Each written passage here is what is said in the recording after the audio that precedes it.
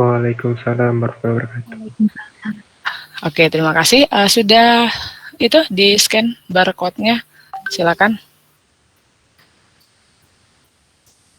Di Sudah sini ya. Dr. Hadi. Sebentar ya.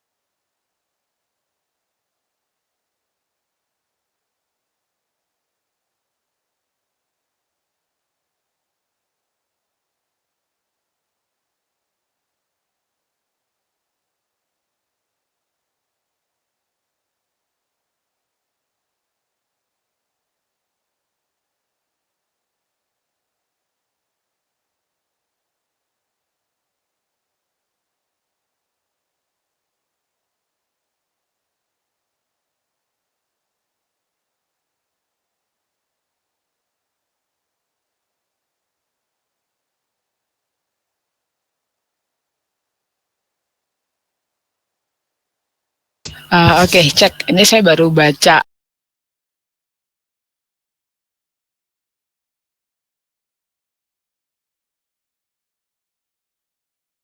ini bukan ditiadakan, tetapi kita pending sampai dengan jam 14 ya. Nah ya, sampai jam 2 bagaimana. Nah, mungkin untuk sembari menunggu, itu silakan kalian sudah tergabung semua belum di e-learning medicine?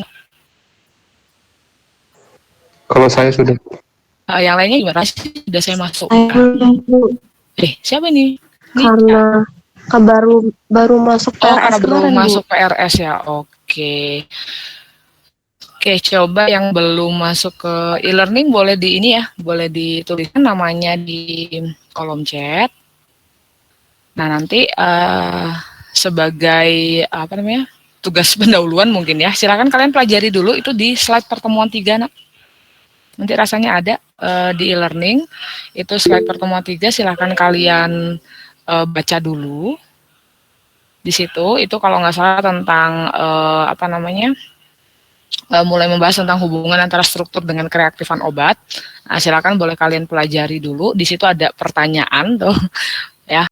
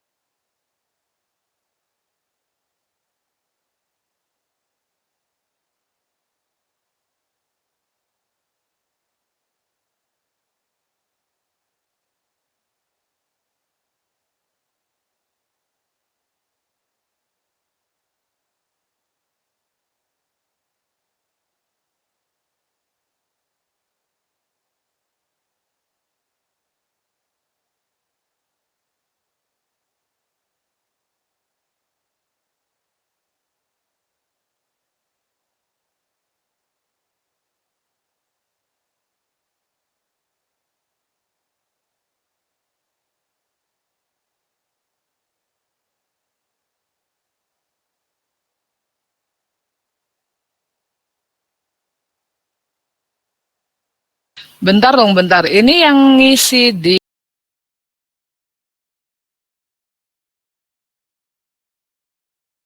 denger nih, yang lainnya nggak nyimak nih. Apa coba tadi yang isi di kolom chat coba?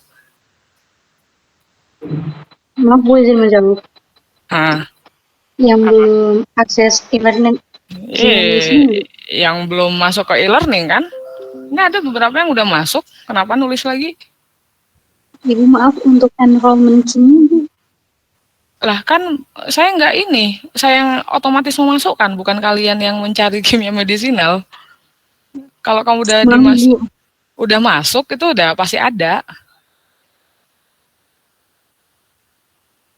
Udah kan kayak Randi tuh udah saya masuk.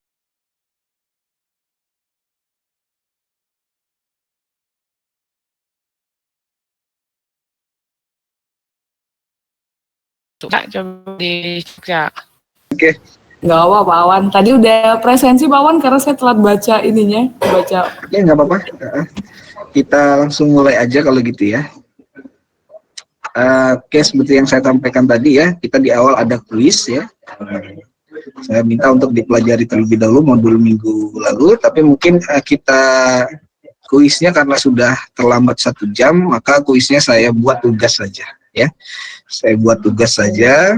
Jadi nilai kuis ini sebagai bentuk permintaan maaf saya ya, itu jadikan tugas, jadi bisa kalian lihat buku ya, jadi sifatnya lebih terbuka begitu ya. Harapan saya nilainya bisa jadi lebih baik. Baik, izin share screen Ibu Ayu. Oke, ini dia. Sorry, ke sini. Sebentar.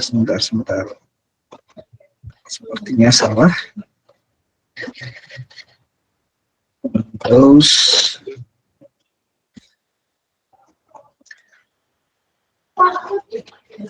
baik, apakah sudah terlihat?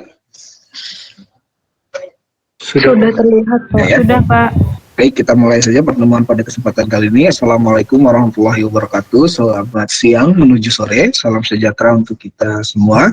Terima kasih ya sudah hadir di kelas kimia medisinal dan sudah menunggu 1 jam. Mohon maaf sekali karena saya ada jadwal latihan dasar CPNS yang tidak dapat ditinggalkan ternyata karena saya keliru melihat jadwal.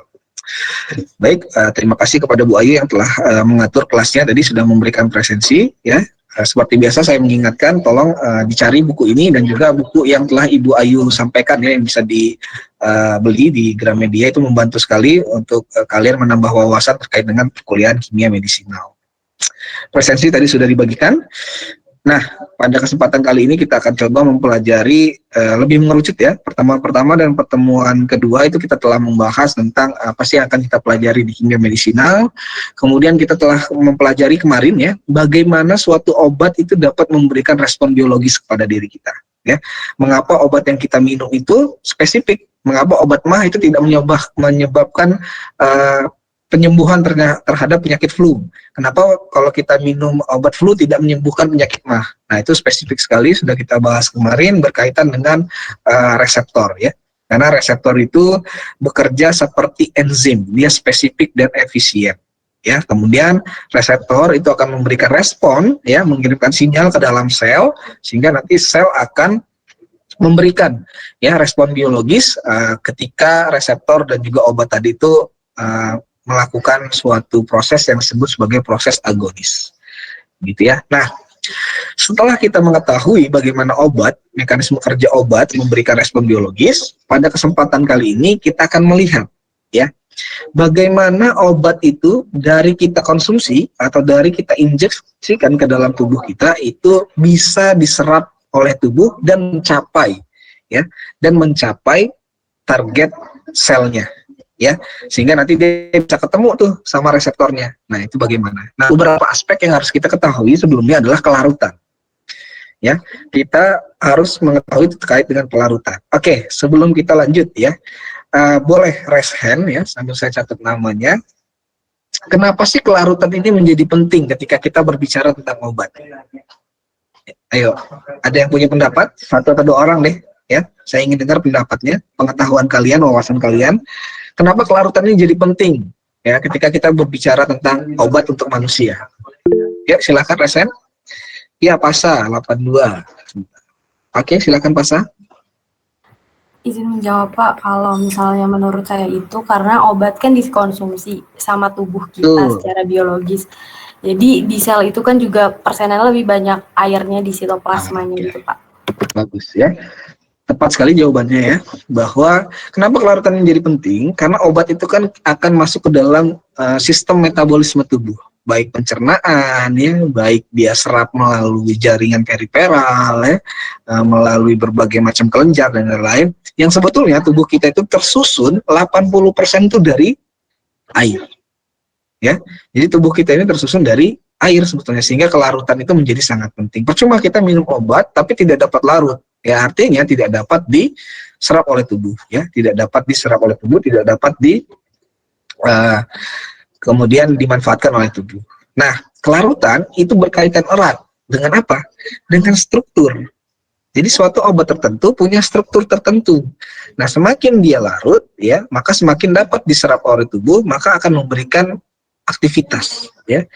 Dia akan memberikan sinyal ketika dia agonis dengan reseptor. Ya, kemudian akan memberikan dampak biologis ya, respon dari tubuh kita. Nah, itu yang kedua. Nah, kemudian berbicara tentang kelarutan, struktur, dan aktivitas, kita akan berkaitan juga dengan ADME. Ya, ADME itu ada absorption ya, kemudian ada juga metabolisme dan lain-lain. Ya, A-nya itu adalah absorpsi.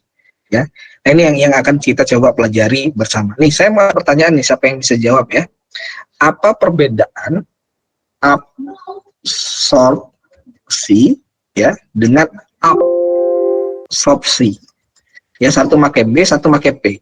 Absorpsi dan juga absorpsi. Ada yang bisa ngasih pendapat? Silakan. Absorpsi dan absorpsi. Ya, silakan Dela. Waduh, Dela NIM-nya belum di ini ya. Dela NIM-nya berapa? 81 Pak. Oke, nanti diganti ya. NIM ujungnya baru nama. Ya, Dela Fitri silakan. Apa perbedaan absorpsi pakai B dengan absorpsi pakai P? Kalau absorpsi pakai D itu penyerapannya itu hanya sampai permukaannya saja Pak. Sedangkan yang absorpsi dengan B itu penyerapannya sampai ke dalam permukaan. Jadi kalau absorpsi itu tertahan gitu Pak di permukaannya aja. Jadi yang di permukaan yang pakai D atau yang pakai B? Yang pakai D, Pak. Nah, oke, jadi ada dua ya, absorpsi dan absorpsi ya. Jadi absorpsi yang pakai D itu dia hanya penyerapan sebatas permukaan. Jadi ada penyerapan tapi tidak masuk ke dalam ya, hanya diserap di bagian permukaan saja. Ya, kemudian absorpsi itu adalah penyerapan secara menyeluruh ya, sampai ke bagian dalamnya terserap begitu. Terus seharusnya udah pelajari di analitik ini. Oke, baik, terima kasih. Kita lanjut ya. Nah, kita harus lihat dulu ya. Jadi kita harus mengetahui bahwa seperti yang saya sampaikan tadi, untuk mencapai reseptor yang tepat, ya obat itu akan melalui berbagai macam mekanisme sebelumnya. Contoh ya, contoh obat yang kita konsumsi secara oral, artinya kita minum ya, minum obat. Gitu ya. Nah, itu setelah kita minum ya, dia akan masuk ke lambung. Nah, di lambung itu nanti dia akan diserap ya oleh jaringan-jaringan di lambung kita ya, di usus kita, baru nanti masuk ke dalam peredaran darah.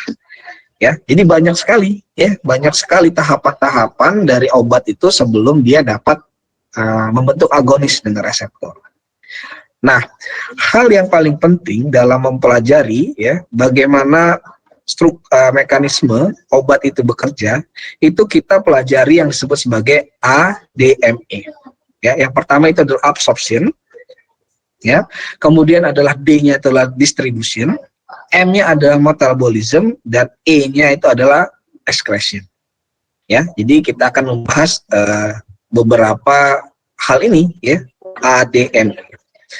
Nah, ketika kita belajar tentang ADME, ya, kita akan mengetahui bahwa ada istilah yang penting di dalam mempelajari mekanisme obat yang disebut sebagai bioavailability, ya, dari molekul obat terhadap target, ya. Jadi bioavailability itu adalah kemampuan suatu obat itu dapat diserap oleh jaringan biologis, ya. Kemampuan dari suatu obat dapat diserap oleh jaringan biologis, ya, sehingga obat tersebut dapat mencapai ya reseptor yang tepat. Nih, ya, seperti yang saya sampaikan. Misal A ini adalah obat MAH, B itu adalah obat flu. Kita sedang sakit flu, maka harusnya reseptor yang aktif itu adalah reseptor flu, begitu ya. Jadi misal A ini obat flu, B ini obat MAH, ya, maka obat flu tersebut ya itu akan match dengan reseptor yang tepat, ya, membentuk agonis, ya. Nah, agonis yang terbentuk ini itu akan memberikan respon atau sinyal ke dalam sel sehingga sel itu memberikan respon biologis, ya, sehingga nanti akan ada respon dari tubuh kita untuk melakukan perlawanan terhadap penyakit yang kita derita, gitu ya. Itu sebabnya kalian harusnya sudah paham bahwa obat flu hanya akan menyembuhkan flu, tidak menyembuhkan MAH, begitupun sebaliknya, ya. Jadi kalian harus pahami hal tersebut, itu yang paling penting, gitu ya. Nah, dari pemahaman itu kita sekarang berpikir, oh ternyata walaupun obat itu sama-sama ya diabsorpsi atau diserap itu di lambung, namun penyerapannya itu akan berbeda-beda. Nah, kenapa ini bisa berbeda-beda? Nah, itu tadi berkaitan dengan struktur. Nah, struktur tersebut ya berkaitan juga dengan kelarutannya di dalam tubuh, ya. Semakin tidak larut, ya, semakin tidak larut suatu obat, maka semakin sulit diserap oleh tubuh. Itu intinya, ya. Nah, dalam mempelajari kelarutan, tentu saja kita harus pertimbangkan sifat kimia dan fisika, ya, sebagai dasar aktivitas obatnya. Ya, jadi kita harus lihat sifatnya itu dari perspektif kimia dan juga perspektif fisika. Ya, dari perspektif kimia jelas, ya, strukturnya seperti apa, gugus fungsinya seperti apa. Ya, dari struktur fisika kita harus lihat struktur seperti ini kelarutannya seperti apa. Ya, titik lelehnya berapa. Kemudian perubahan pasalnya seperti apa. Ya, itu dari sisi fisikanya. Maka kombinasi sifat kimia dan fisika ini menjadi hal yang sangat penting dan mendasar untuk melihat aktivitas suatu obat. Nah, pada proses absorpsi, ya, dan juga distribusi dari suatu obat itu dipengaruhi oleh beberapa hal. Yang pertama adalah sifat lipofilik molekul obat. Oke, saya mau tanya apa yang dimaksud dengan sifat lipofilik? Ayo, apa lipofilik itu?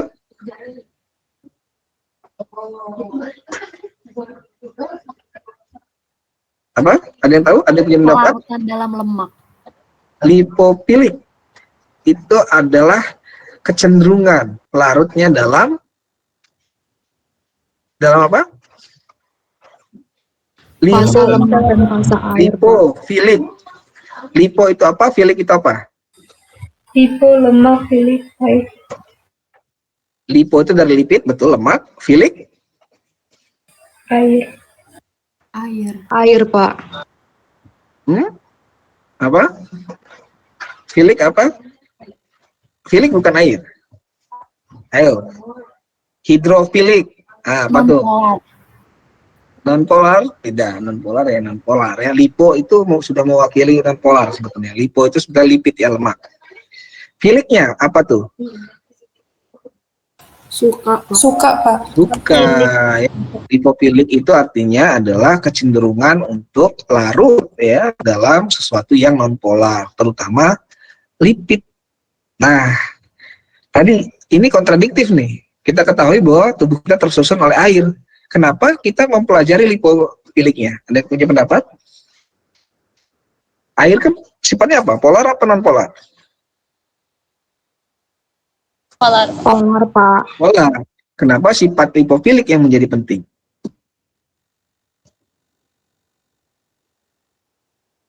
Ayo. Tubuh kita tersusun dari air, tapi kenapa yang yang mempengaruhi absorpsi dan distribusi obat itu malah sifat lipofilik dari molekul obatnya, bukan kepolaran dari molekul obatnya. Ayo. Ada yang punya pendapat? Ayo. Ini mata kuliah pilihan. Dia harus mampu menggunakan wawasan dari mata kuliah yang telah kalian pelajari sebelumnya. Lipofilik. Ya, berarti dia suka dengan di lemak ya, Pak? Iya, resign dulu ya. Coba. Biar saya tahu siapa yang bicara dan NIM yang berapa supaya bisa di-note. Ayo. Oke, silakan pasal. Oh, pasal 82 ya. Oke. Gimana pasal? Karena obatnya itu larutannya di dalam lemak, Pak, kayak misalnya beberapa vitamin gitu yang larutnya itu di lemak. Yang larutnya di lemak. Oke. Baik, terima kasih. Ada lagi yang lain? Tubuh kita kan tersusun lebih dari 80% itu oleh air. Ya, kenapa? Proses absorpsi dan distribusi obat itu malah dipengaruhi sifat lipofilik, bukan hidrofilik.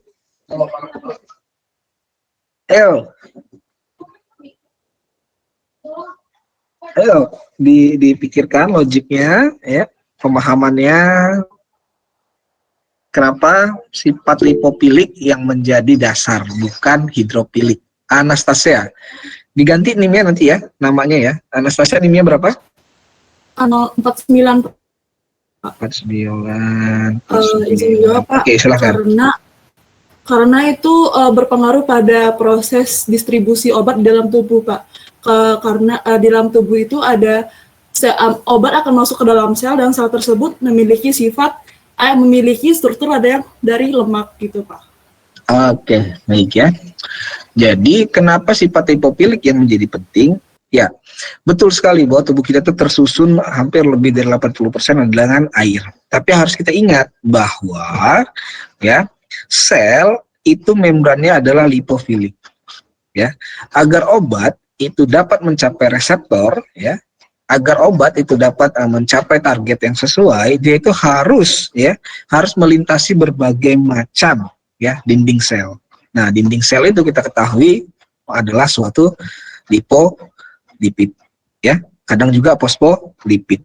Jadi ya, sifat lipofilik dari molekul obat itu harus kita perhitungkan dengan baik. Ya, itu yang pertama. Dan yang kedua adalah sifat elektroniknya. Sifat elektronik ini maksudnya lebih ke arah kimia fisika ya, psikokimia. Yaitu derajat ionisasinya berapa ya, di dalam air tuh dia terionnya seperti apa. Semakin tinggi derajat ionisasi ya, artinya semakin mudah membentuk ion. Itu semakin larut atau semakin tidak larut? Ayo kimia dasar, silahkan resen. Semakin tinggi derajat ionisasi, dia semakin larut atau semakin tidak larut?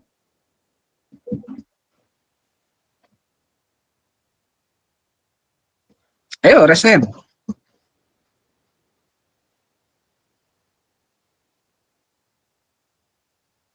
Ayo. Semakin tinggi derajat ionisasi itu dia semakin larut atau semakin tidak larut?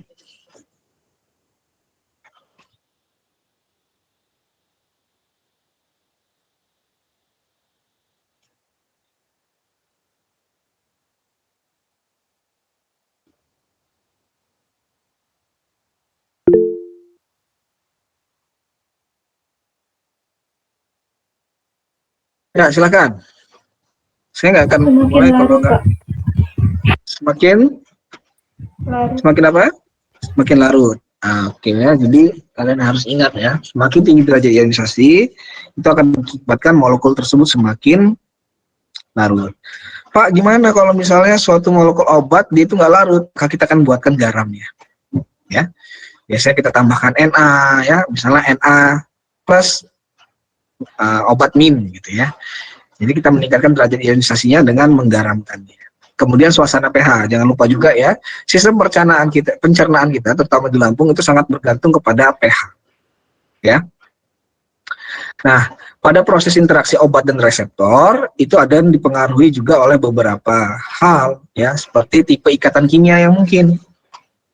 Ya, ingat kemarin ada interaksi-interaksi yang mungkin terjadi ya. Itu pertama adalah ikatan hidrogen, ya, ikatan ionik, dan lain-lain. Itu adalah tipe-tipe ikatan kimia yang berpengaruh kepada interaksi obat dengan reseptor.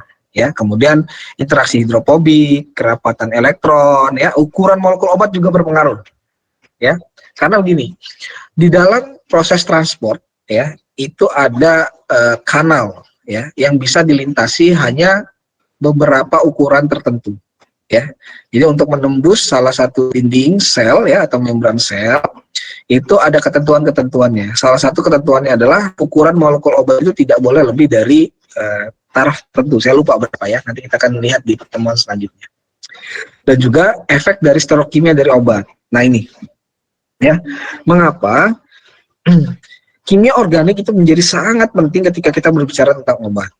Karena ada yang disebut sebagai penentuan struktur senyawa organik. Nah, senyawa organik yang akan dijadikan obat, strukturnya itu harus diketahui secara absolut. RS-nya harus jelas. Ya, kemudian memutar bidang polarisasi atau tidak, ya, optis aktif atau tidak. Kenapa? Karena obat itu bersifat spesifik. Ya, kadang obat yang strukturnya sama namun berbeda hanya pada karbon kirarnya itu memberikan dampak yang berbeda. Ya, ada yang disebut sebagai obat dulu ya untuk mengatasi morning sickness. Morning sickness itu salah satu penyakit yang marak ketika dulu Jerman kalah perang. Ya, jadi banyak sekali wanita-wanita itu yang mengalami gejala psikologis diakibatkan morning sickness tersebut. Nah, untuk mengatasinya menggunakan thalidomid, ya thalidomid. Nah, thalidomid itu ada yang dia konfigurasinya S dan ada yang konfigurasinya R. Nah, yang konfigurasi S itu yang dapat menyebabkan efek biologis untuk menenangkan penyakit morning sickness. Tapi yang S ya itu bersifat racun, tapi tidak meracuni secara harfiah ya. Dia meracuni janin ya, sehingga banyak sekali pada masa itu janin-janin kemudian lahir itu cacat. Itu akibat dari penggunaan thalidomid, ya, campuran antara R dan S thalidomid. Nah, sejak dari itu regulasi obat di seluruh dunia itu harus menyertakan konfigurasi absolut dari obat tersebut. Jadi harus benar-benar dipastikan ya kiralitasnya seperti apa sehingga tidak memberikan efek samping yang berbahaya. Nah, itu ya. Nah, itu berkaitan dengan apa? Sifat sterik dan elektrik molekul obat tersebut. Ya, jadi harus betul-betul kita ketahui sterikalnya itu seperti apa, efek elektrikalnya itu seperti apa. Nah, mengetahui sifat sterik dan elektrikal itu dari mana? Dari struktur senyawanya, ya, dari struktur molekul obat tersebut. Oke, ya. Kita pendahuluan tadi kan sudah dibahas ya tentang sifat hidrofilik, ya, hidrofobik. Nah, ini akan kita lihat. Ini adalah suatu skema, ya, skema dari suatu membran sel. Ya, jadi membran sel itu terdiri dari suatu lapisan bilayer yang disebut sebagai fosfolipid, ya. Itu dia ada yang bersifat hidrofilik nih ya, hidrofilik suka air, hidrofobik tidak suka air, dan hidrofilik yang suka air. Jadi yang bagian yang suka air itu berada di bagian luar dari sel dan juga di bagian dalam dari sel, sedangkan bagian tengah dari membran sel itu bersifat hidrofobik atau tidak suka dengan air. Nah, struktur ini tersusun secara sistematik sedemikian rupa. Nah, kemudian di struktur ini juga ada yang disebut sebagai celah ya, transport logam NaK ya, mineral-mineral ke dalam sel dan keluar sel itu disebut sebagai kanal ya, dan juga ada protein periferal. Nah, dan juga protein periferal ini kadang-kadang terdiri juga dari protein-protein yang bersifat memanjang ya, menjuntai-juntai atau yang disebut sebagai reseptor tadi. Nah, ini adalah skema ya secara umum struktur dari membran sel. Kenapa ini penting? Seperti yang kita sampaikan di awal tadi, bahwa di samping obat itu dapat memberikan efek, ya tentu saja kita harus lihat juga strukturnya itu bersifat fisikokimia seperti apa, terutama kelarutannya. Nah, sifat hidrofilik atau hidrofobik itu berkaitan dengan kelarutan di dalam air. Ya, hidrofilik dan hidrofobik itu berkaitan dengan molekul obat kelarutannya dalam air. Sedangkan sifat lipofilik atau lipofobik berkaitan dengan kelarutannya dalam lemak. Kita ketahui bahwa tubuh kita tersusun dari air, ya, dan membran sel itu adalah suatu lipid, ya, fosfolipid bilayer ya disebut juga. Nah, tentu saja kelarutan itu ya merupakan kombinasi dari dua aspek ini, ya, aspek hidrofilik dan juga aspek lipofilik. Nggak bisa, ya, nggak bisa 100% dia larut dalam lemak, karena nanti dia nggak bisa didistribusikan ke dalam tubuh karena tubuh kita tersusun dari air. Nggak bisa juga ya obat itu 100% hidrofilik. ya suka air, nggak bisa karena dia akan beredar dalam tubuh tapi dia nggak bisa masuk ke dalam sel. Nah, maka ada yang disebut sebagai ya, ada yang disebut sebagai log P ya atau log kelarutan. Nah, gugus yang dapat meningkatkan kelarutan molekul dalam air disebut sebagai gugus hidrofilik ya. Tentu saja yang bersifat polar. Biasanya adalah senyawa-senyawa yang mengandung gugus fungsi hidroksi, karbonil ya dan lain-lain. Kemudian gugus yang dapat meningkatkan kelarutan molekul dalam lemak disebut sebagai gugus lipofilik atau gugus non polar. Nah, kelarutan itu dinyatakan dalam konstanta distribusi ya, disebut sebagai log P atau log kelarutan ya dalam oktanol ya dan juga air. Jadi tidak hanya dalam air tapi juga dalam oktanol ya. Jadi log dari suatu solut ya, zat terlarut, dalam hal ini adalah molekul obat, dalam oktanol per kelarutannya dalam air. Ya, kenapa oktanol? Karena oktanol itu cenderung bersifat semipolar ke nonpolar ya. Jadi dia panjang itu ya, okta, karbonnya ada 8, kemudian ujungnya ada OH. Jadi karbon alifatik yang ada 8 tadi itu bersifat nonpolar, sedangkan ujungnya OH itu bersifat polar. Ya, itu mirip dengan fosfolipid bilayer. Jadi per kelarutannya di dalam air. Maka itu disebut sebagai konstanta distribusi atau log P. Nah, ini kita lihat ya. Jadi seperti yang saya sampaikan ada gugus hidrofilik suka air dan lipofilik yang suka dengan lemak ya. Nah, sifat jika dia adalah hidrofilik yang kuat ya, maka ada beberapa gugus fungsi yang lazim kita temukan ya di dalam suatu obat tadi ya, maupun ada di dalam suatu susunan dari sel. Ya, ada yang sedang dan juga ada yang ikatannya tak jenuh ya, seperti alkena ini. Ya, kemudian kalau yang lipofilik biasanya itu adalah rantai hidrokarbon ya, yang alifatik. Alifatik itu yang rantai panjang terbuka hidrokarbon ya, aril ya, hidrokarbon polisiklik dan lain-lain. Itu adalah suatu gugus-gugus yang bersifat lipofilik ya. Oke, sebelum kita lanjut, ada pertanyaan enggak terkait dengan kelarutan? Ya, jadi kelarutan obat, molekul obat di dalam tubuh manusia itu harus mempertimbangkan ya sisi hidrofilik dan lipofilik. Karena kelarutan molekul obat itu tidak hanya kelarutannya dalam air, tapi juga di dalam lemak.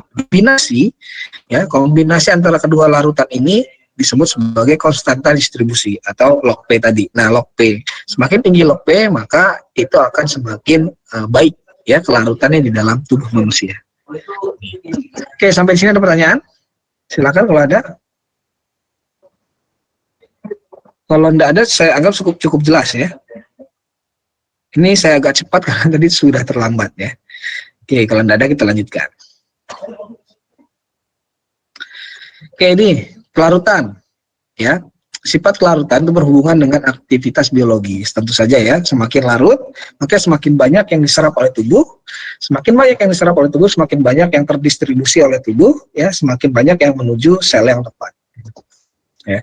Nah, kelarutan berhubungan dengan aktivitas biologis dari senyawa, ya, seri homolog dan proses absorpsi obat. Jadi kita lihat seri homolog itu maksudnya adalah suatu senyawa yang homolog, ya. Homolog itu maksudnya mirip satu sama lain, ya. Turunannya satu sama lain kita lihat. Itu mempengaruhi mempengaruhi intensitas aktivitas biologis obat. Ya, nanti kita akan lihat ada satu obat ya dengan obat yang lain strukturnya itu berbeda di mana dan aktivitasnya seperti apa. Jadi Overton ya pada tahun 1901 itu mempelajari kelarutan senyawa organik dalam lemak. Ternyata kelarutan dalam lemak itu berpengaruh terhadap mudah atau tidaknya menembus membran sel. Gitu ya. Nah, senyawa nonpolar itu mudah larut dalam lemak. Ya, sehingga koefisien distribusi disebut juga sebagai koefisien partisi ya antara lemak dan airnya menjadi besar. Jika koefisien partisi atau koefisien distribusi tadi itu besar, maka dia semakin mudah menembus membran sel dan juga dia dapat berdifusi ke dalam dan keluar sel itu secara pasif. Nanti juga akan kita singgung sedikit ya, mengikuti apa yang dimaksud dengan difusi pasif dan difusi aktif, ya, transport aktif dan aktif. Nah, ini yang disebut sebagai seri homolog. ya. Seri homolog itu adalah suatu struktur dari obat yang memiliki kerangka dasar yang sama, tapi ada perbedaan sedikit pada rantai sampingnya.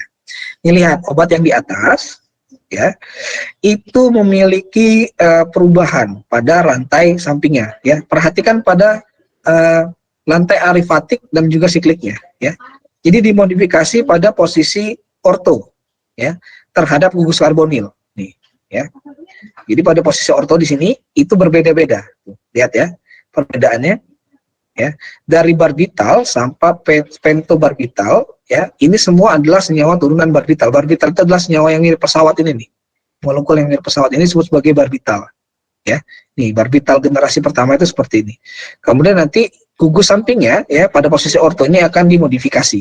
Ya, aprobarbital, dilihat tuh aprobarbital yang pada posisi ini dibuat cabang, kemudian ujungnya dibuat menjadi ikatan rangkap. Ya, kemudian pentobarbital, lihat ya, ini ditambah panjang ya rantai sampingnya. Kemudian yang ini ya dibuat siklik dan ini dilihat diperpanjang dan dibuat dimodifikasi rantai ujungnya menjadi alken. Ya, ini heksa dan ini seko ya, heksa ini seko barbital. Lihat ya, kelarutannya ya atau koefisien partisinya itu meningkat. Ya, barbital nih, ini yang paling sederhana. Ya, itu sekitar 1 lah ya koefisien partisinya.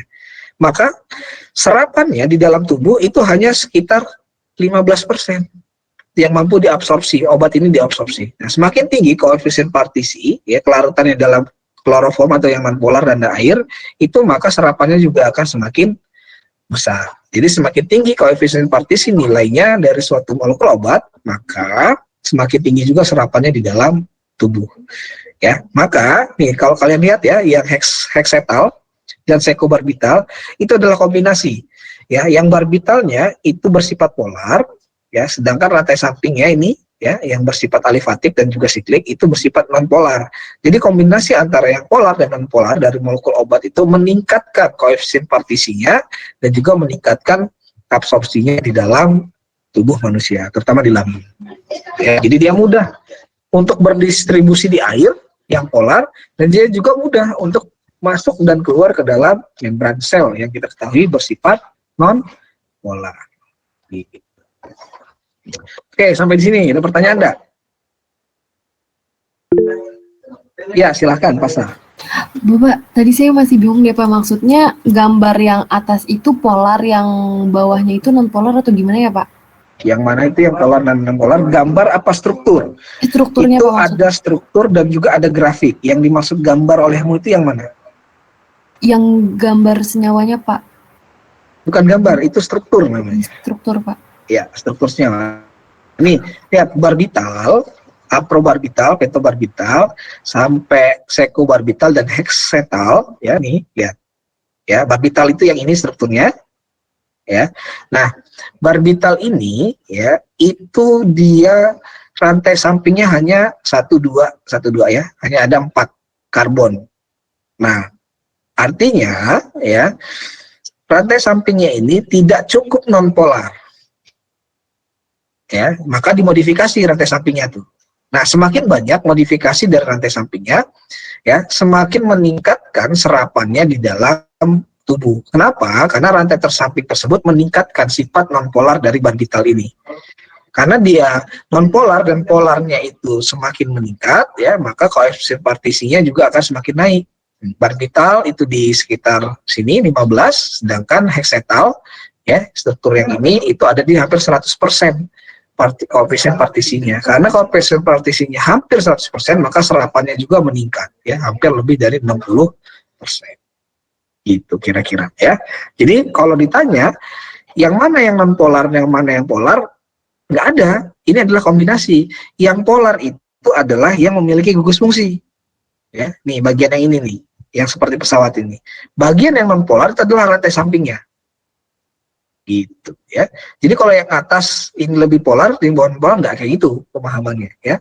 Pemahamannya adalah ya semakin kita melihat rantai samping pada posisi orto terhadap di keton ini, ya, maka sifat kenonpolarannya akan meningkat. Ya, nah sifat kenonpolaran itu akan meningkat, itu berindikasi pada koefisien partisinya. Koefisien partisinya meningkat, maka serapan dari obat itu meningkat. Oke, bisa dipahami, Fasa? Bisa Pak, terima kasih Pak. Ya, kira-kira seperti itu ya. Oke, ada lagi yang lain? Jadi ini sengaja diberikan seri homolog ya. Seri homolog itu adalah struktur obat yang mirip satu dengan yang lain, tapi ada perubahan sedikit pada satu titik. Supaya kita bisa lihat, oh ternyata kalau diubah seperti ini, efeknya koefisien partisinya menurun, sehingga serapannya juga menurun. Gitu ya. Tapi kalau diubah seperti ini ya, lebih nonpolar rantai sampingnya, sehingga kombinasi antara gugus polar dengan gugus nonpolar itu menjadi efektif. Bagaimana melihat efektivitasnya? Dari koefisien partisi. Semakin tinggi koefisien partisi, maka semakin tinggi juga serapan obat tersebut. Ya. Nah, ini harus kalian pahami nih, kalau tidak akan kesulitan nanti memahami. Nah, ini hubungan kelarutan dengan aktivitas obat turunan beta tiosemikarbazol. Ya, nih R ini adalah rantai samping. Jadi kalau rantai sampingnya dimodifikasi, ya, jadi nanti R-nya ini diganti misalnya dengan Cl, ya, maka kelarutannya dalam kloroform akan meningkat.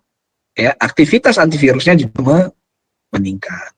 Gitu ya. Nih, kalau misalnya R-nya ini kita ganti dengan asam karboksilat, kelarutan dalam kloroformnya menurun. Kenapa? Karena karboksilat ini bersifat polar, kloroform itu non polar. Jadi aktivitasnya malah hilang sama sekali. Kalau gugus R-nya diganti ya dengan CH3 gitu ya, pada posisi karbon nomor 4 di sini nih. Ya, 4 itu CH3, maka dia meningkat sedikit aktivitasnya karena kelarutan di dalam kloroformnya meningkat. Ya. Sedangkan kalau dia tidak tersubstitusi, berarti nggak ada R-nya ya, jadi cuma seperti ini saja, malah kelarutannya menjadi sangat kuat di dalam kloroform, karena cincin bensin ini bersifat nonpolar. Ya, sedangkan ini tioamin dan juga keton ini, peptida ini ya, itu bersifat polar. Jadi kombinasi antara struktur yang polar dengan yang non-polar itu meningkatkan aktivitasnya di dalam tubuh sebagai antivirus, gitu ya. Ini harus kalian cermati ya. Jadi harus ada kombinasi antara polar dan non-polar ya di dalam molekul obat. Kalau enggak akan kesulitan. Kalau dia polar sekali juga tidak baik karena nggak akan bisa menembus dinding sel. Kalau dia tidak polar sekali ya atau non-polar sekali itu tidak akan bisa terdistribusi ke dalam tubuh. Jadi harus kombinasi. Nah, kombinasinya itu ya diukur berdasarkan koefisien partisi atau koefisien distribusi. Oke, sebelum kita lanjut, untuk kelarutan, bisa dipahami nggak?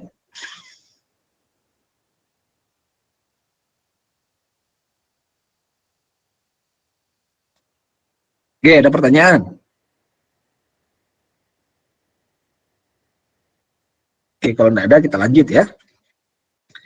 Sebentar, ini ada notifikasi klik Zoom. Padahal Zoom-nya sudah saya keluarkan tadi. Oke, baik. Terima kasih. Kalau tidak ada ya kita lanjut aja. Nah, tadi kita sudah bahas kelarutan ya. Jadi sangat penting sekali suatu molekul obat itu bisa larut dalam lemak ya, biasanya diukur dalam oktanol atau kloroform, dan juga bisa larut baik dalam air. Karena tubuh kita kombinasi dari air dan juga dinding-dinding sel atau membran sel yang non-polar. Nah, sekarang kita masuk ke mekanisme. Ya, kemarin kita sudah belajar tentang mekanisme kerja obat. Kenapa obat itu bisa memberikan respon biologis. Nah, kita sekarang udah ngerti ya, kenapa obat itu harus bersifat non-polar dan juga polar secara bersamaan atau koefisien partisinya tinggi ya, karena tadi berkaitan dengan kelarutan. Nah, kita akan lihat perjalanan obat untuk masuk ke dalam tubuh ya, untuk dapat memberikan efek ya. Pertama, obat masuk ke dalam tubuh ada beberapa cara. Bisa lewat oral ya, parenteral, lewat anal, dermal, atau cara lainnya. Ya, jaringan kulit ya, bisa lewat jaringan kelenjar ya, bisa lewat jaringan belakang ya, dan lain-lain. Bisa lewat berbagai macam cara masuk dalam tubuh. Nah, setelah masuk dalam tubuh, obat tersebut akan mengalami 4 proses. Yang pertama adalah absorpsi, distribusi, metabolisme, dan ekskresi. Oke, itu ya proses yang akan dialami. Kemudian ya, ada yang disebut sebagai modifikasi fisika. Ya, jadi ada perubahan bentuk, sediaan atau formulasi dari obat agar obat tersebut lebih efektif seperti yang tadi ya, barbital tadi. Kita coba untuk rantai sampingnya pada posisi orto itu kita ubah-ubah sehingga nanti menghasilkan sifat fisika yang berbeda. Kemudian modifikasi kimia ya, itu adalah perubahan struktur dari molekul obat. Jadi kita coba rubah strukturnya sehingga nanti akan memberikan struktur yang berbeda, terutama untuk meningkatkan kelarutannya ya. Nah, ketiga hal ini ya, proses ADME, modifikasi fisika, dan modifikasi kimia ini dapat mempengaruhi respon biologis. Ya, dapat mempengaruhi respon biologis. Kita ketahui kalau kita melakukan modifikasi terhadap struktur molekul obat, maka mungkin saja ya, dia akan mempengaruhi ya interaksi antara obat dengan reseptor. Kita ketahui kemarin ya, semakin banyak interaksi antara obat dengan reseptor, maka agonisnya akan semakin kuat. Maka akan memberikan respon yang lebih cepat dan lebih kuat kepada sel. Ya. Oke, kita masuk ya. Tadi setelah obat kita serap, ya, maka kita akan masuk ke dalam proses absorpsi. Ya. Jadi setelah diabsorpsi, obat masuk ke cairan tubuh, ya, dan didistribusikan ke organ dan jaringan. Otot, lemak, jantung, hati, otak, ya, kemana-mana. Ya. Nah, sebelum mencapai reseptor, obat itu akan melalui berbagai macam saluran membran, ya, diikat oleh protein plasma, ya, disimpan dalam depo jaringan, dan kadang-kadang obat itu juga ada yang termetabolisme di tubuh menjadi energi. Nah, ini. Sekarang kalian akan coba ya, tahu nggak kenapa obat itu tidak semuanya dapat memberikan respon biologis. Ya, hal itu dikarenakan sebagian obat itu malah termetabolisme menjadi energi. Jadi dia tidak jadi obat. Gitu ya. Jadi ketika dia masuk lambung, ya itu diserap oleh tubuh masuk ke dalam siklus Krebs. Ya, masuk dalam siklus Krebs yang akhirnya menjadi energi. Nah, ini yang menjadi permasalahan. Obat-obatan yang berasal dari alam, ya, yang berasal dari alam, misalnya dari tumbuhan gitu ya, itu kadang-kadang efektivitasnya itu tidak besar. Kenapa? Karena dia sebagian besar termetabolisme oleh tubuh. Berbeda dengan obat-obatan sintesis yang dirasakan khusus, ya. Kemudian obat-obatan yang berbasis logam, ya, itu biasanya tidak termetabolisme oleh tubuh, tapi langsung diserap, ya, diserap kemudian didistribusikan ke seluruh jaringan, ya, yang ada di tubuh kita. Nah, ketika didistribusikan ke seluruh jaringan, tahap selanjutnya adalah obat tersebut akan masuk ke dalam sel-sel tertentu, ya, menembus berbagai macam dinding sel sampai akhirnya dia menemukan reseptor yang tepat, berinteraksi, membentuk agonis, baru memberikan respon biologis. Jadi panjang tahapannya, ya. Makanya, ya, kalau kalian minum obat, itu butuh waktu untuk kalian dapat merasakan efeknya. Ya, tidak serta-merta gitu ya, tidak serta-merta. Tapi memang ada beberapa obat yang memang kuat, ya, dalam artian kuat. Dan juga dikombinasikan dengan mengkonsumsinya dengan cara yang berbeda. Ya, kalau dia masuk ke lambung, tentu saja akan ada proses pencernaan. Tapi maka bisa kita akalin dengan disuntikkan ke kelenjar tertentu, yang langsung kelenjar tersebut akan mendistribusikannya ke jaringan, jadi tidak perlu lewat proses pencernaan di lambung. Ya, ada juga yang dihisap, ya, biasanya narkotika yang keras itu ya, agar dia bisa memberikan dampak narkoba yang lebih kuat itu langsung dihisap, ya, seperti kokain itu dihisap, ya, dibakar kemudian dihisap, ya, ada yang langsung serbuknya dihisap. Itu sebenarnya untuk mempercepat ya dampak dari obat tersebut supaya nggak masuk ke dalam perut. Makanya jarang ada narkoba itu yang dikonsumsi, ya, biasanya dihisap, ya, dibakar atau langsung disuntikkan ke dalam jaringan darah. Itu untuk menghindari obat-obatan itu masuk ke dalam lambung, ya. Mungkin saja narkotika tersebut akan termetabolisme oleh tubuh sehingga efeknya itu nggak akan kuat. Gitu, ya.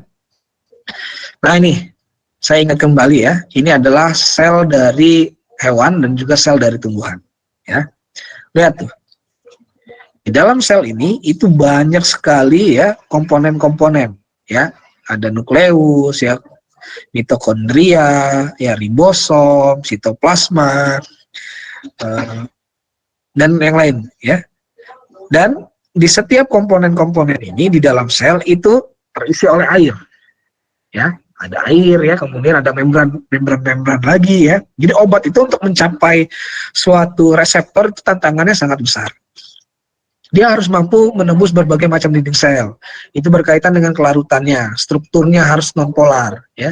Kemudian jangan lupa setelah dia menembus sel, dia akan berhadapan lagi dengan air. Air itu bersifat polar ya, maka kombinasi struktur ya itu menjadi sangat penting sebelum mencapai reseptor. Nah, ini proses absorpsi dan distribusi obat ya. Ini absorpsi, diserap dulu kemudian baru didistribusikan ya. Obat ya itu akan masuk ke dalam lambung ya, kemudian dari lambung itu akan diserap ya melalui usus-usus besar ya, duodenum 12 jari, kemudian akan didistribusikan melalui aliran darah ya. Ini suatu obat ya, itu obat ya. Kemudian dia akan masuk ke dalam cairan intravaskular. Cairan intravaskular ini ya sebagian besar adalah air. Ya. Kemudian MB ini membran ya. Kemudian dia akan masuk lagi ya melintasi cairan interstisial. Jadi intravaskular, interstisial ini lebih dalam lagi ya di dalam sel. Kemudian nanti obat tersebut baru mencapai reseptor kalau dia sesuai ya. Nah, reseptor itu berada di luar dari membran sel, ya, yang berinteraksi langsung dengan cairan interseluler, ya. Kemudian setelah dia berinteraksi dengan reseptor, barulah dia memberikan respon biologis. Jadi obat itu setelah kita konsumsi itu butuh banyak sekali tahapan-tahapan sampai dia memberikan respon biologis. Ya, jadi kalau misalnya kita lihat, ya, dari sisi gambaran besarnya. Jadi obat setelah diabsorpsi, ya, setelah dia masuk dan diserap oleh usus, yaitu dia akan masuk ke dalam plasma darah. Nah, masuk dalam plasma darah, dia akan diedarkan ke seluruh tubuh. Kan darah itu dipompa ke seluruh tubuh kan. Nah, setelah itu, ya, dia akan masuk ke interstisial jaringan, ya, atau aliran interstisial yang berisi air tentu saja. Baru dia akan masuk ke membran sel, ya, masuk ke dalam intraselular jaringan, ya.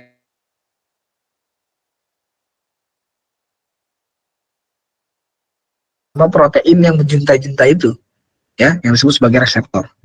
Baru dia memberikan respon biologis. Nah, ini proses absorpsi dan distribusi obat, ya.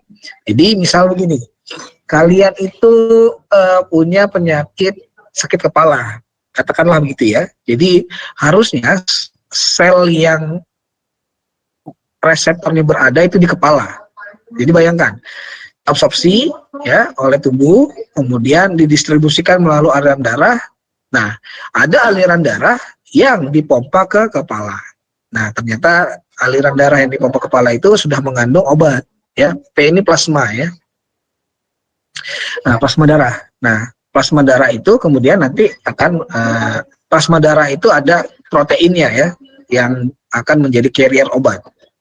Nah, kemudian setelah sampai ke target dari selnya di kepala, baru dia nanti akan bertemu dengan reseptor yang tepat.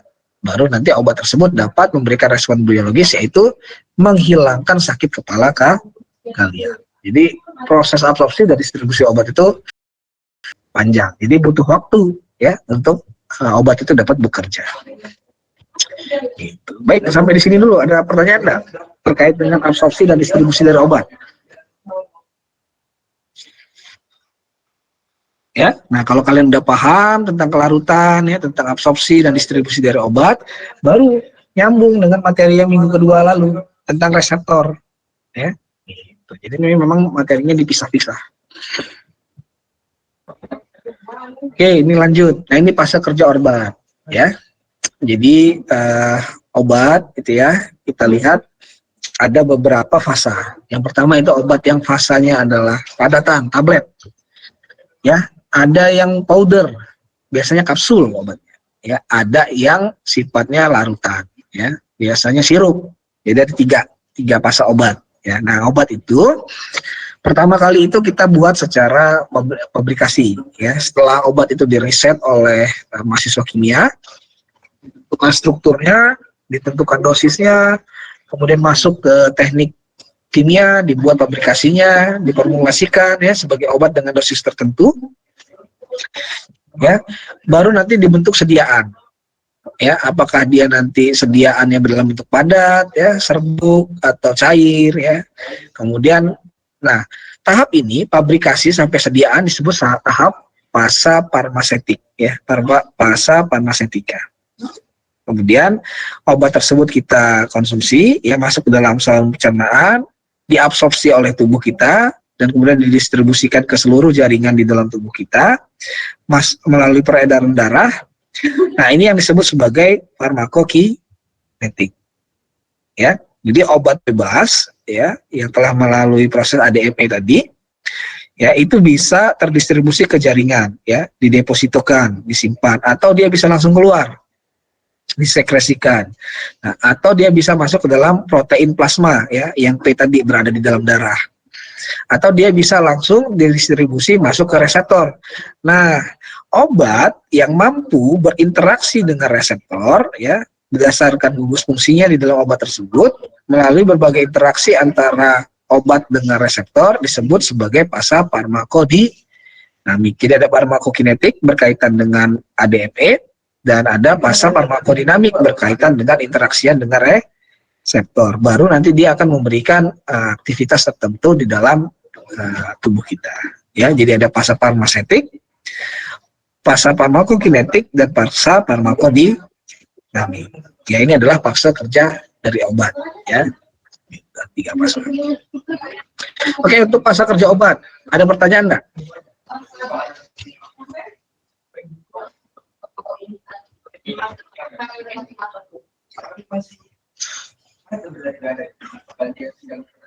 Cukup? Oke, kalau cukup kita lanjut. Nah, ini adalah proses yang terjadi setelah obat itu diabsorpsi ke peredaran darah. Jadi obat tadi, ya, setelah kita serap, ya, itu akan diedarkan melalui peredaran darah, ya. Nah, obat disimpan dalam depo jaringan. Jadi obat itu juga kadang-kadang tidak langsung masuk ke sel target, ya, memberikan respon biologis. Kadang-kadang obat itu malah disimpan di depo jaringan, biasanya di otot dan di hati, ya. Kemudian obat juga bisa terikat oleh protein plasma, ya, terutama albumin. Nah, jadi di dalam darah itu ada protein, ya, namanya protein plasma, yaitu albumin. Nah, albumin inilah yang mengikat obat, yang kemudian mengedarkannya, membawanya ke seluruh tubuh kita. Kemudian ada yang disebut sebagai obat aktif dalam bentuk bebas berinteraksi dengan reseptor, ya, reseptor sel yang khas tentu saja, dan menimbulkan respon biologis. Nah, nih, obat aktif inilah yang penting. Jadi obat aktif ini adalah obat yang dirilis oleh protein plasma. Jadi dia nggak menempel dengan protein plasma obatnya, udah dilepas, disebut sebagai obat bebas. Nah, ada juga obat yang mengalami metabolisme, ya. Nah, ini tadi, ya, bisa saja obat tersebut di metabolisme jadi energi, jadi dia menjadi tidak aktif, ya. Atau yang tadinya dia tidak aktif menjadi aktif, ya. Atau yang tadinya aktif menjadi tidak aktif. Itu karena metabolisme dalam tubuh, ya. Atau biotoksifikasi, ya. Yang tadinya aktif malah menjadi racun. Nah, ini mengapa bisa terjadi? Karena di dalam metabolisme tubuh itu bisa terjadi modifikasi struktur dari obat. Nah, perbedaan struktur dari obat itu akan memberikan respon yang signifikan. Kadang-kadang dia memberikan respon sebagai obat, ya, respon biologis yang positif, kadang juga dia memberikan respon biologis yang negatif. Nah, itu terjadi karena di dalam metabolisme mungkin saja obat itu bisa terjadi perubahan struktur. Obat dalam bentuk bebas itu bisa juga langsung diekspresikan. Nah, ini yang jadi masalah nih. Ya, jadi hanya obat bebas itu yang mampu berinteraksi dengan reseptor. Ya, itu yang penting. Nah, tapi obat bebas itu juga bisa langsung disekresikan. Itulah sebabnya penting sekali obat itu berikatan dulu dengan protein plasma, ya, di dalam sel darah. Gitu. Oke, sampai sini ada pertanyaan?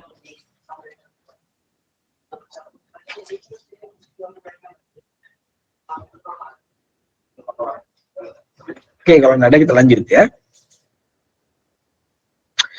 Nah, obat di dalam peredaran darah. Ini yang penting, ya. Jadi hanya sebagian kecil molekul obat yang tetap utuh dan mencapai reseptor target. Ya, seperti yang saya sampaikan tadi ya, bisa aja dia nyangkut di jaringan depo atau termetabolisme oleh tubuh. Nah, sebagian besar obat itu berubah atau terikat pada biopolimer, nyangkut pada depo jaringan.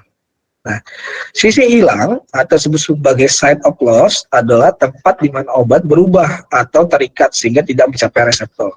Ya, biasanya obat itu ikut mana? Di protein darah, di depo jaringan, atau ya obat tersebut malah di biosintesis oleh enzim, ya, menjadi produk lain yang bersifat tidak sebagai obat lagi.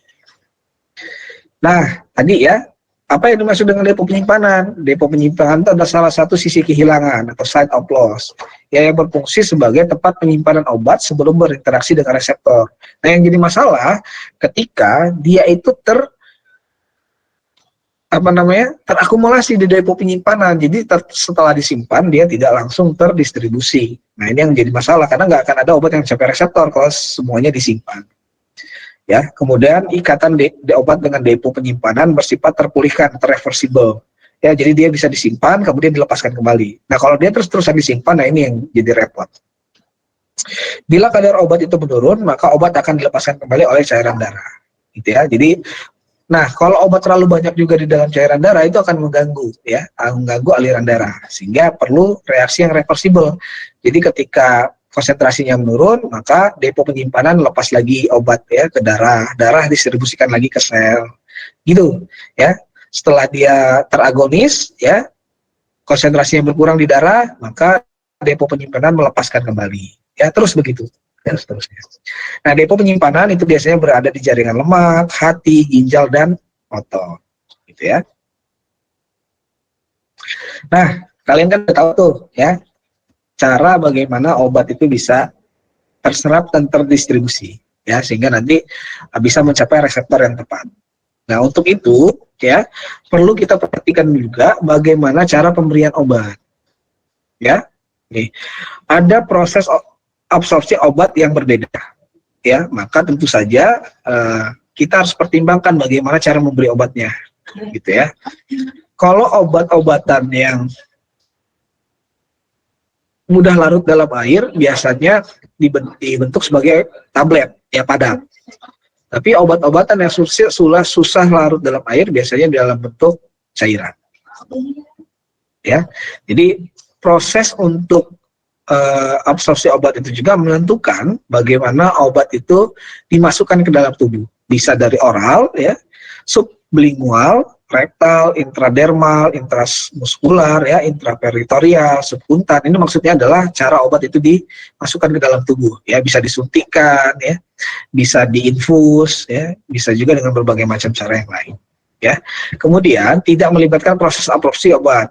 Nah, jadi ada obat-obatan yang tidak melalui proses absorpsi, ya. Jadi dia langsung disuntikkan ke dalam darah, ya, ke dalam pembuluh darah, ya. Bisa dari intravena, intraarteri, intraspinal, dan intracerebral, ya.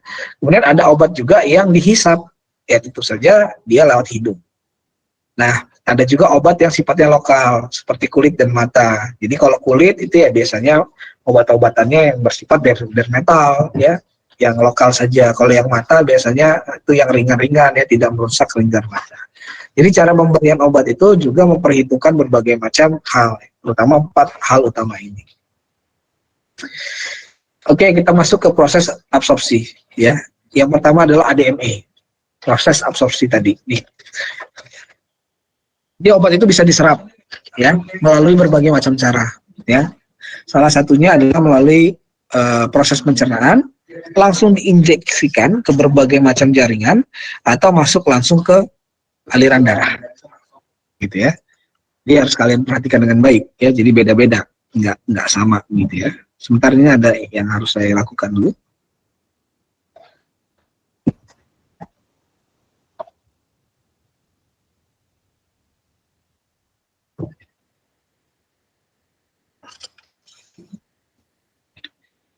Oke, ya, kita masuk ke dalam proses absorpsi, ya. Nih, absorpsi obat itu melalui saluran pencernaan, tentu saja, ya. Bisa dalam bentuk sediaan, ya. Kemudian juga kita harus pertimbangkan sikat kimia, fisikanya dari obatnya, kemudian faktor biologis dan beberapa faktor yang lain, ya. Nah ini bentuk sediaan ya atau bentuk dari obat itu bisa tablet, kapsul, suspensi, emulsi, serbuk maupun larutan. Ya bentuk sediaan ini berpengaruh terhadap kecepatan absorpsi obat tersebut. Tentu saja kalau semakin cepat diabsorpsi maka akan semakin cepat memberikan respon biologis. Nah, ukuran partikel sediaan juga mempengaruhi kecepatan absorpsi. Tentu saja partikel obat yang lebih besar, molekul yang lebih besar itu akan lebih lambat diserap oleh tubuh. Ya, kemudian adalah formulasi sediaan. Ya, formulasi sediaan juga mempengaruhi kecepatan absorpsi. Contohnya, obat yang susah larut itu ditambahkan garam, ya, agar terjadi penggaraman. Itu adalah formulasi namanya. Kombinasi dari istilahnya komposisi obat itu disebut sebagai formulasi. Nah, ini sifat fisika kimia dari obat, ya. Bentuknya asam, basa, ester, garam, kompleks atau hidrat, ya. Ini adalah bentuk-bentuk dari obat yang lazim. Nah, ionisasi dari bahan obat dapat mempengaruhi kelarutannya di dalam absorpsi obat. Semakin tinggi derajat ionisasi dari obat, maka semakin larut, ya. Maka akan semakin mudah untuk diabsorpsi. Contohnya nih, penisilin P, ya. Nih, ini penisilin ya. Ini adalah cincin beta laktam. Nih, cincin beta laktam. Ya, penisilin P ya dalam bentuk garam. Jadi nanti ini kan COO min, ini K plus dalam bentuk garam. Ya, itu lebih mudah larut dibandingkan dengan penisilin berbentuk basa, ya, di mana dia COOH, ya. Jadi bentuknya adalah basa. Ya, karena dia berbentuk garam itu menyebabkan dia lebih mudah larut. Kemudian novobiosin, ya, itu dalam bentuk armor larut dibandingkan bentuk kristal. Nih, kalau bentuk kristal kan dia teratur. Kalau bentuk almov itu ada celah-celah yang bisa dimasuki oleh pelarut, terutama air. Jadi dia lebih mudah untuk larut. Ya, jadi sifat fisik dari obat itu juga menjadi sangat penting. Kemudian absorpsi juga dipengaruhi oleh beberapa faktor biologis. Ya, pertama variasi keasaman pH di saluran pencernaan, ya, terutama di lambung. pH lambung itu ya harusnya berkisaran di pH asam ya 3-4 ya, kecuali kamu sakit. Kalau kalian sakit itu bisa sampai 1 atau 2 karena lambung ya itu akan mengasamkan pH-nya ketika ada infeksi dari mikroorganisme ya. Jadi untuk membunuh mikroorganisme di lambung maka lambung akan menurunkan pH ya. Kemudian sekresi cairan dalam lambung ya, gerakan saluran cerna, waktu pengosongan lambung, dan waktu transit usus.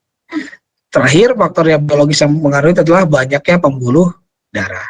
Ya, semakin banyak pembuluh darah yang menuju sel tersebut, tentu saja semakin banyak molekul obat yang dibawa oleh plasma darah.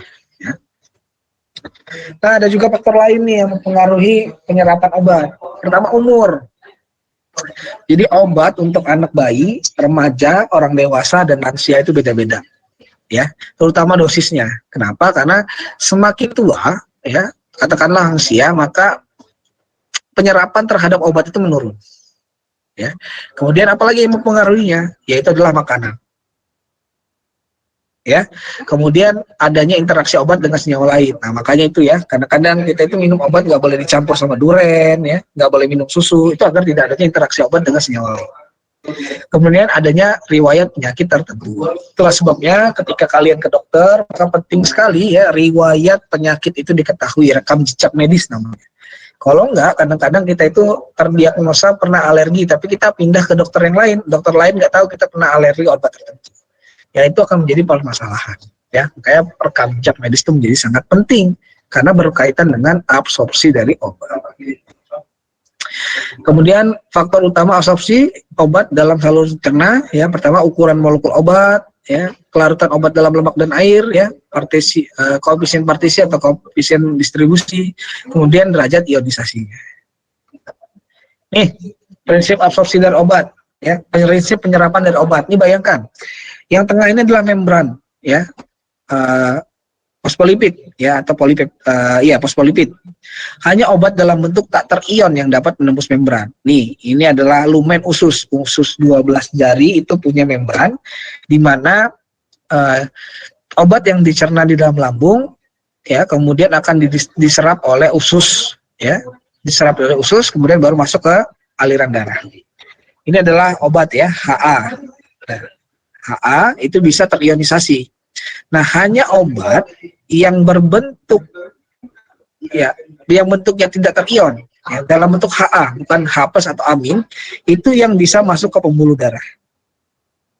Ya, yang bisa terabsorpsi oleh pembuluh darah. Kalau yang berbentuk ion itu nggak bisa. Ya, nah itulah yang menyebabkan kadang-kadang obat di dalam tubuh itu tidak terserap secara optimal. Karena kenapa? Karena obat tersebut ya masih dalam bentuk ion ketika ingin diserap oleh usus terutama. Ini prinsip absorpsi obat. Ya, pada manusia pH lambung itu sekitar 2, ya di usus itu sekitar 6. Nah, ini yang jadi masalah nih ya. Jadi ketika obat itu dalam bentuk tidak terion, ya, dia itu harus pada asam lemah, keadaan asam lemah. Ketika dia itu bersifat basa lemah, maka dia akan membentuk ion. Ya. Nah, ketika usus itu bersifat asam lemah, itu lebih banyak bentuk tak terion dalam lambung. Nah, ini menguntungkan. Sehingga banyak yang akan diserap oleh plasma darah. Sedangkan kalau dia bersifat basa, bentuk tak terion lebih banyak di usus kecil. Nah, nanti dia diserap di usus kecil. Nah, kalau dia basanya lemah, sebagian besar absorpsi terjadi di lambung, tapi bisa juga terjadi di usus kecil karena permukaan absorpsi itu sangat luas. Usus itu permukaannya sangat luas ya. Dan kemudian diabsorpsi dengan baik di usus kecil, terlebih didukung luas permukaan absorpsi yang sangat besar. Ya, jadi ketika lambung itu bersifat sangat asam, ya itu akan menyebabkan obat itu tidak terserap oleh usus dengan sempurna. Ya, jadi harus berkisaran 2 sampai 6 baru bisa terserap oleh tubuh. Ya, ini hubungan pH dengan persen pembentukan molekul. Ini persen bentuk molekul ya. 100% ini artinya dia tidak berbentuk ion sama sekali. Ya, jadi kalau asamnya lemah, ya terus akan menurun, ya sampai pH-nya 10. Maka bentuk ion akan lebih banyak ketika pH-nya basa. Kalau pH-nya basa, maka penyerapannya itu akan tinggi ketika di usus, ya usus kecil atau di usus 12 jari. Tapi kalau dia asam lemah, itu lebih banyak diserap di lambung. Ini tadi ya, absorpsi obat melalui saluran cerna. Di lambung pH-nya 1/3, di usus itu 5-8. Ya. Jadi dia nanti akan masuk ke membran plasma darah, ya, diikat oleh albumin obat tersebut dan dibawa ke seluruh jaringan. Ya. Jadi untuk menentukan asam atau basa lemah, tentu saja kita menggunakan persamaan Henderson-Hasselbalch ya. Ini nggak akan kita pelajari lebih lanjut, hanya sebagai informasi saja. Nih, tabel beberapa absorpsi dari obat, ya. Ada obat yang diabsorpsi, dicerna, diserap dalam keadaan asam dan ada yang keadaan basa. Ya, quinin ini, ya, adalah obat anti malaria. Itu dia di lambung itu di pH 8 ya. Sedangkan di usus halus itu dia di pH 54, pH 8 itu penyerapannya sampai 54. Ya, tinggi sekali, ya. Nah, ya tadi ya, hubungan koefisien partisi atau distribusi dari obat itu harus mengkombinasikan antara kelarutan di dalam pelarut nonpolar dan juga pelarut polar. Ya. Ini tiopental itu partisi koefisien partisinya 100%. Ya, maka diabsorpsi oleh tubuh itu sebanyak 67%, yang tinggi sekali. Oke, sampai di sini ada pertanyaan enggak?